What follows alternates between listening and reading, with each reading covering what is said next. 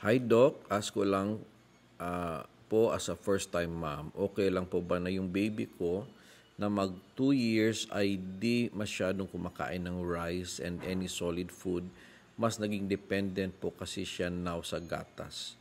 Ah, mga 2 to 3 months na po.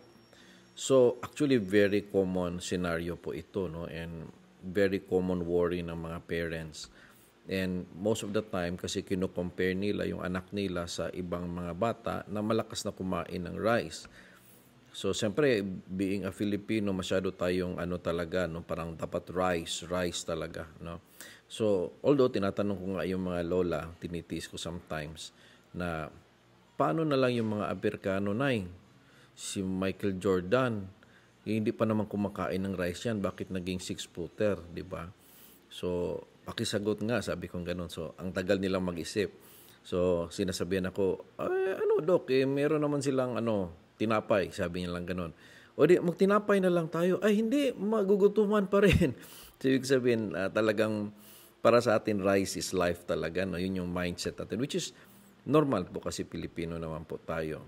But, I always say, wala naman akong classmate na nag-college na nagbe-breastfeeding pa rin. Yan, no?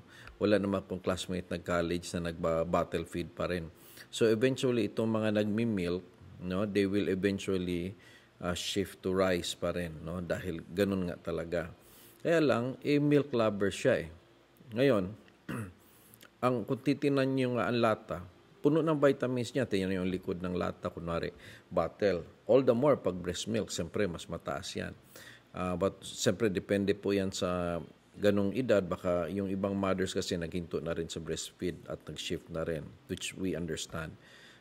Ngayon, ang milk ay actually mas mataas pa yung nabibigay niyang sustansya in comparison sa rice. So, hindi masyado ako nagbo-worry kung kulang pa siya sa solids, basta may milk lang siya. So, I always advise na, sige lang, tutukan nyo palalo ng gatas. But of course, mag-practice pa rin tayo ng solids. Sabi nga niya, ayaw nga Dok eh.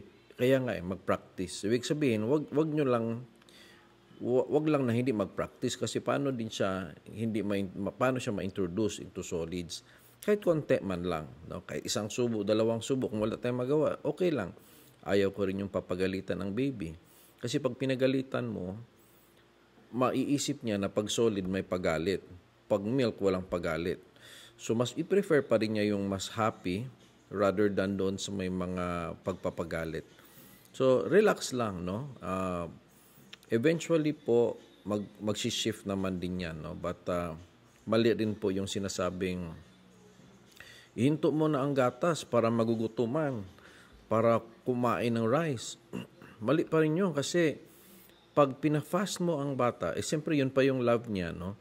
So, ang ending, magtaka yung kanyang stomach na wala ng milk na dumadating. Hindi po yun ibig sabihin na magiging attractive kaagad sa kanyang mata ang rice. Hindi pa. Hindi po ganun yan. So, ang ending yan, ang feeling ng baby is kailangan na niyang mag-fast. Ang feeling ng katawan niya is magfa-fasting na siya. So, ang ending po ay lalong hindi siya kakain. Lalo na siyang mangangayayat, lalo lang siyang hindi kakain. Kasi nga, nag-shift siya to fasting mode. Pero kung iyong milk pa rin siya, eventually yung katawan magiging masaya yan eh. So, para ba yung katawan sasabi na, kung nakakasalita lang katawan, sabi niya, ang saya-saya ko, madami akong milk. Ano pa kayang meron dyan? No, as the baby grows. So, hindi magic yan, pero kung gusto mo siyang pakainin, hindi po natin binibigla, hindi po natin tinatakot, and just continue lang sa what you're doing. Malalaman mo naman din yan kasi kahit yung pag pinatimbang mo, okay pa rin yung timbang, very active pa rin, very smart pa rin. So, nothing to worry po. Huwag nyo lang po i-compare sa iba kasi nga, sinasabi ko, ang panlasa ng isang tao ay namamana yan. Most likely, ikaw o yung husband mo, nung baby pa kayo, ganun kayo masyadong mapili. But eventually, nag-shift yung inyong gana.